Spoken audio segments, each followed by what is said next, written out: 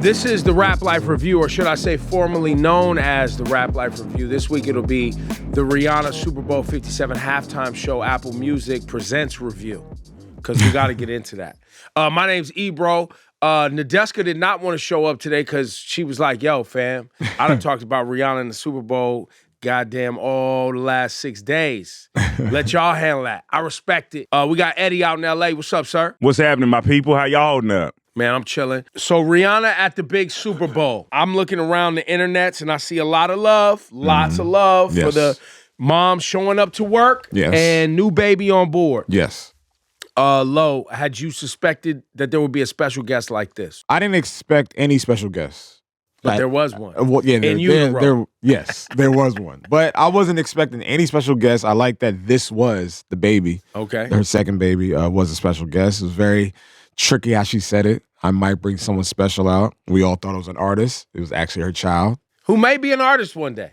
Possibly. Just not today. But we got to let her get out the womb first. That's right. But nah, it was a beautiful performance. I was disappointed with people thinking she'd be up there doing cartwheels and splits. And if you know Rihanna's performance, you've seen her. It's always swag. It's always a vibe. It's always just a vibe, always just cool, it's always chill. So she did what she did, and it just looked phenomenal. And Eddie, what'd you see up there? What'd you like? First of all, I want to say they kind of did us a disservice because I didn't see till after the fact she started the performance off with actually rubbing her belly. Like, I didn't know that. What I took away from it, it's two things happening. The production of it was huge, but in a weird way, I thought it was condensed. And the reason why I say that, because the show, more than any show in the halftime that I can remember in recent history, it was about the music. That's and usually we get so much of the spectacle, we don't get as much of the music. It's about the guests and about, you know, what they can do on the stage with the production, which she did, but it became like wow, Rihanna really got these bangers. And the dancers were doing the thing,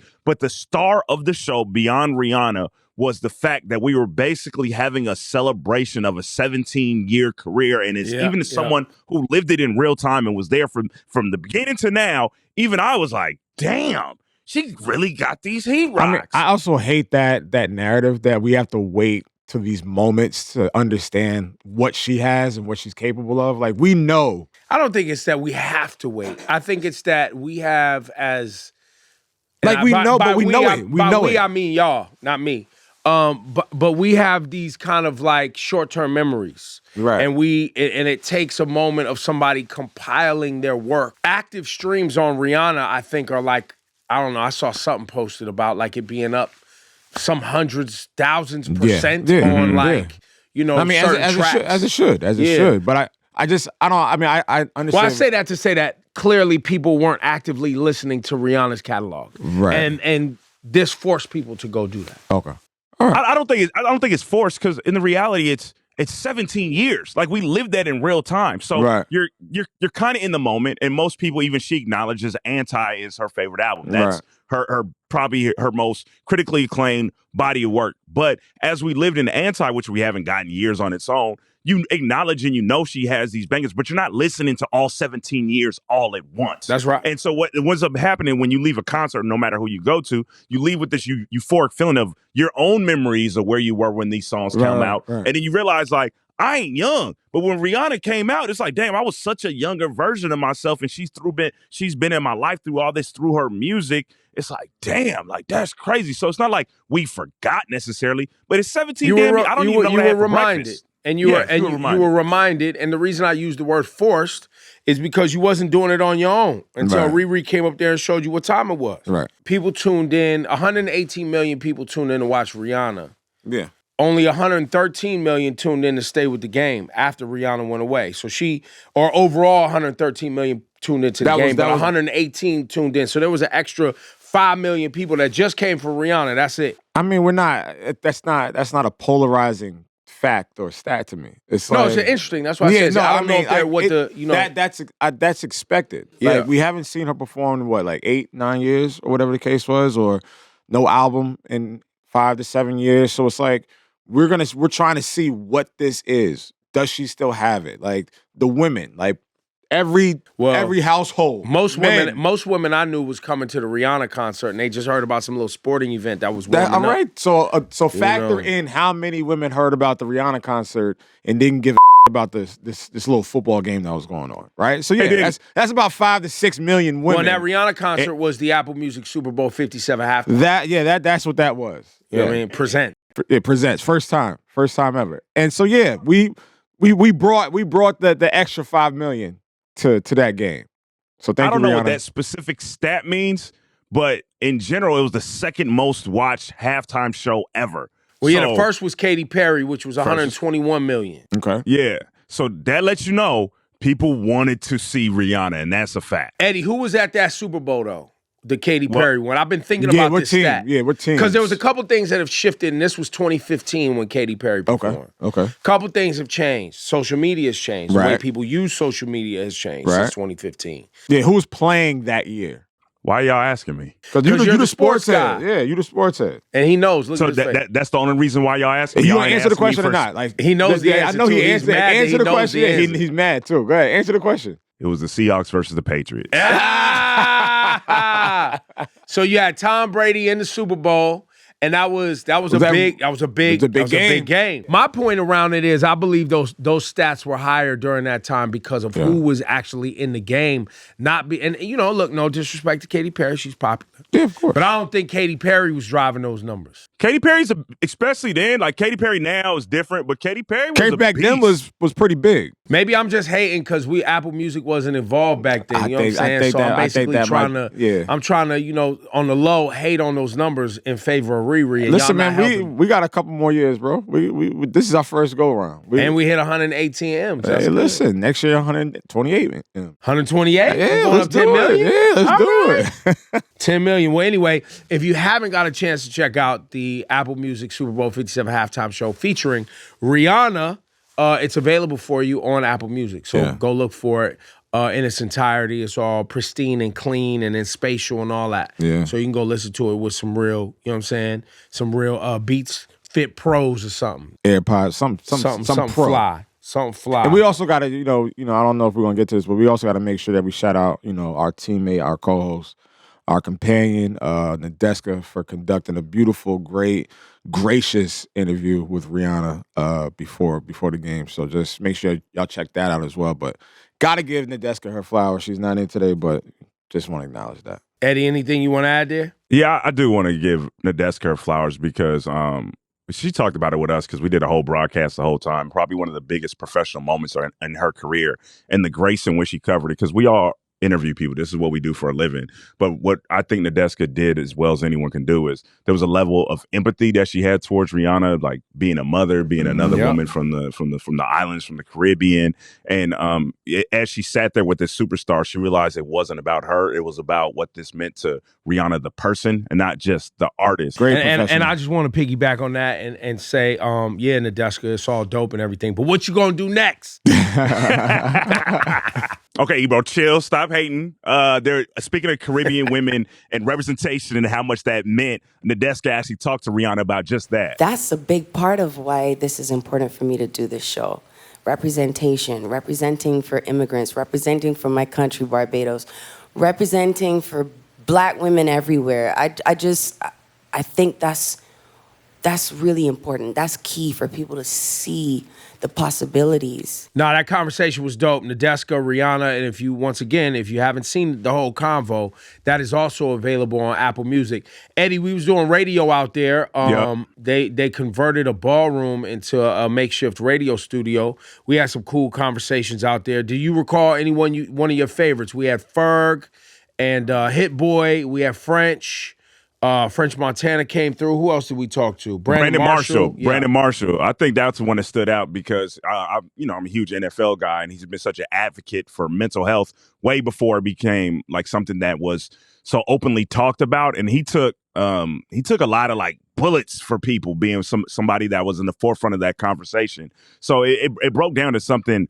We out there for something very joyous, and it broke down into like a real ass convo. And we don't always get an opportunity to discuss things like that. Because at the end of the day, man, I want to put positive energy out there. And then, we do something that's about art and love, but I also want to put positive things out there for people that are dealing with a lot. So it was cool to be able to talk to Brandon Marshall about a lot of things that he went through. The most important part of this prank is the fact that he said at the end, I'm amazed that she would say that.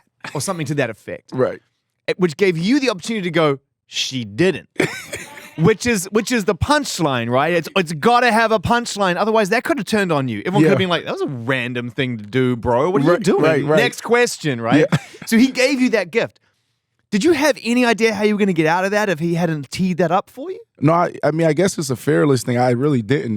Do you do that when you go into interviews? Nope, we don't have it now. We're looking for the out. We're looking for the out. We're looking. I'm on the world's biggest athletics press conference lining up the quarterback. Let me tell you how I approach it, right? Like the way I define my seat is always, when I say define my seat, talking about in media, it's, player's perspective. Right. So I'm coming at it from a locker room standpoint. Like that's how we talk in the locker room. We'll do something like that in the locker room. Yeah. So like I'm not going to switch up when the cameras are on. So I know I would say that to him even when I walked off.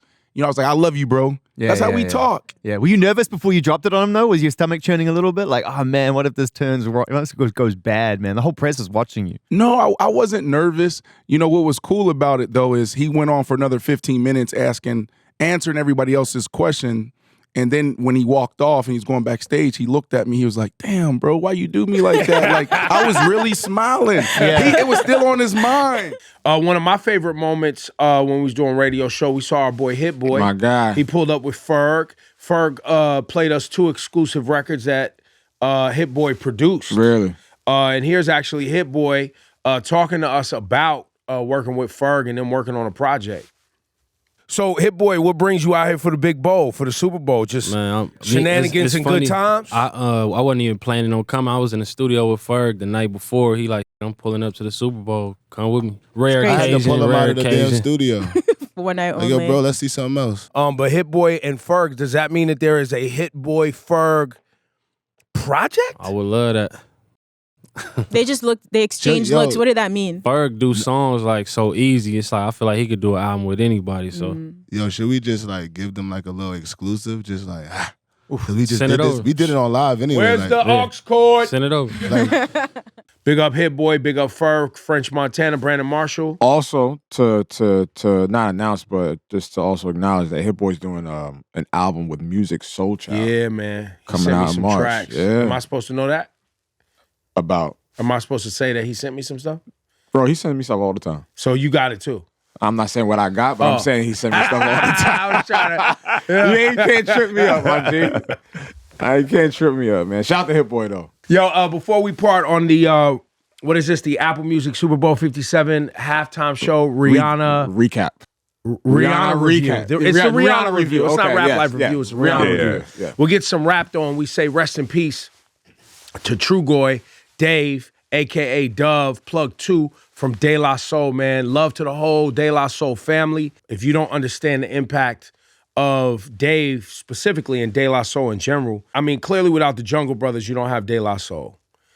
And De La Soul obviously spearheaded the Native Tongues movement, which included Queen Latifah and Moni Love and Tribe Called Quest. And we don't have a Pharrell without De La Soul. You know what I'm saying? Because De La Soul was one of the first groups that, while also being pro-Black and being specifically Pan-African and being specifically,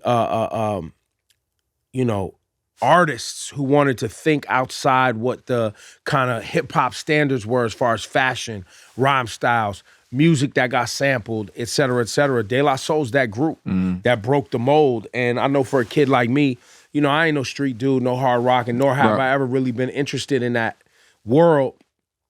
De La Soul was the first group that made it cool to just be regular and still be an MC.